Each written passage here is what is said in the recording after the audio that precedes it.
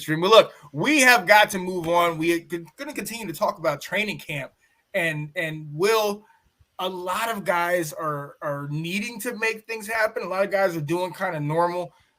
We can't really see. They just started to put pads on. So before that, it's really been in favor of, our 4 number 1 first round picks on that D line who've been really wreaking havoc and things of that nature.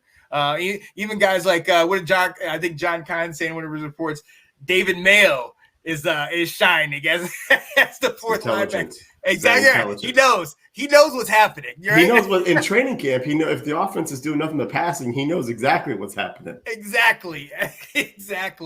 But let's talk about it. Who is kind of making a name for themselves? Who is kind of showing up right now? Yeah. I've got 2. I'm going to go with 1 for right now. So the very first one is an undrafted free agent offensive lineman out of Western Kentucky, is where he played the most, but then he finished his college career at Ole Miss, by the name of Mason Brooks. Okay. Now we signed this guy as something I had never heard of before. I don't know if this is new. Either. Priority free agent signing, basically saying like, we saw this guy and said, we gave him a very hefty signing bonus as an undrafted player to come play here. And from what I heard, teams like Philadelphia was after him. I think maybe New Orleans was after him. We were not the only ones after this guy that was trying to go get him. And we made him a priority. We paid him to come here. So he's a big dude. And he's a mauler. He's a physical player. And they put the pads on. Mason Brooks. They put the pads on, and the gamer in him came out. And the mutter in him came out. And he got into it with Fedarian Mathis. And he put Fedarian Mathis on his butt, picked him up and threw him down. They got into it a little bit. And I mean, big Fedarian's like 330 pounds. Right. Let me ask you a question. Did you read up on this guy? Because the name sounds familiar. And shout out, I think, Ben, if you're in the comments, Mason Brooks, for those of you that watch WWE, I don't know if it's the same guy, but he was a wrestler.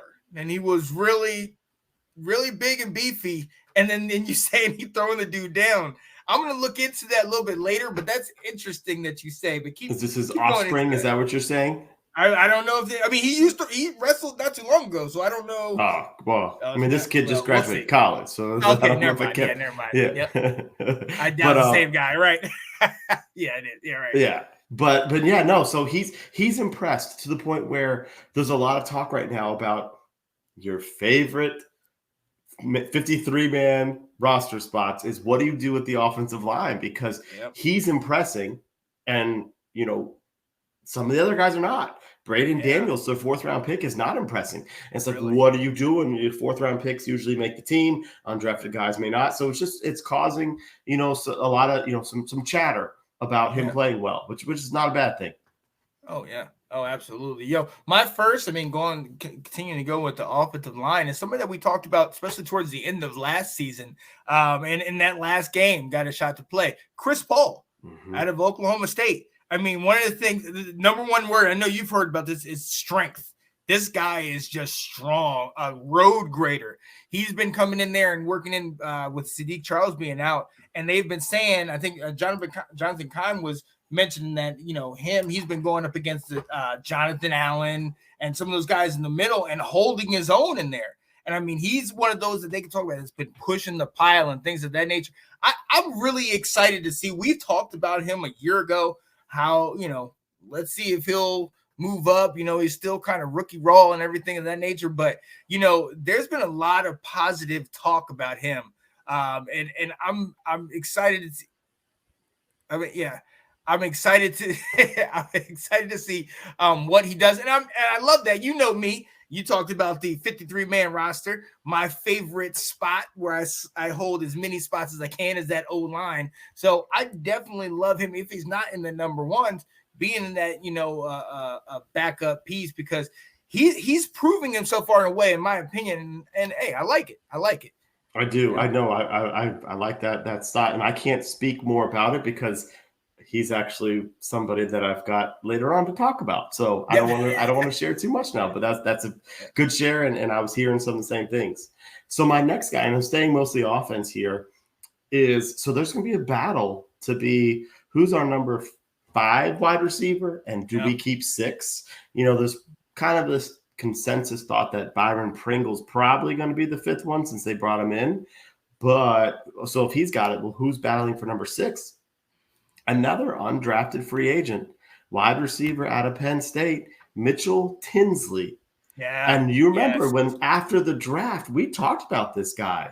You and I were saying, like, hey, who are some of the undrafted guys they picked up that they said keep an eye on? And this is one of them.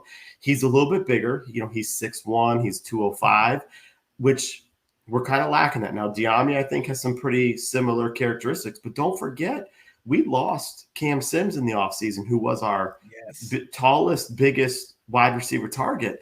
And it's sort of like with that, number 5 and number 6 spots, who are they going to go with?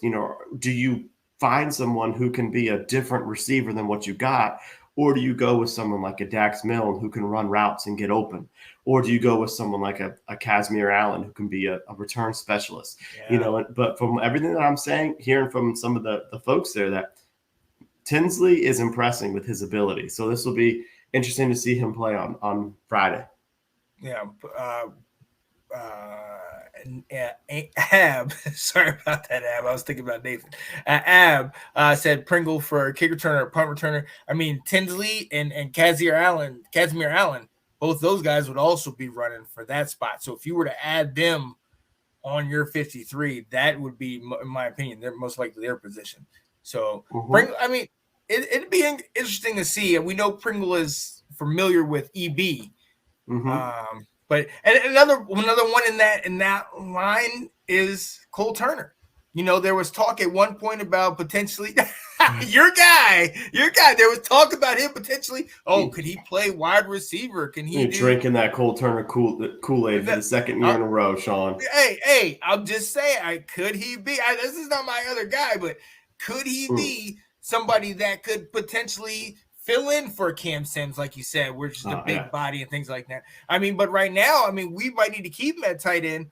Logan Thomas has had some days where he's been out. So, we know about Bates, but Cole Turner definitely bring him in. My guy, honestly, in my opinion, somebody that I really think has been stepping up, but I've been really kind of focused more on him, Benjamin St-Juste. We've shouted him out. We've talked about him over the last couple of years, but we've also known he can't stay healthy.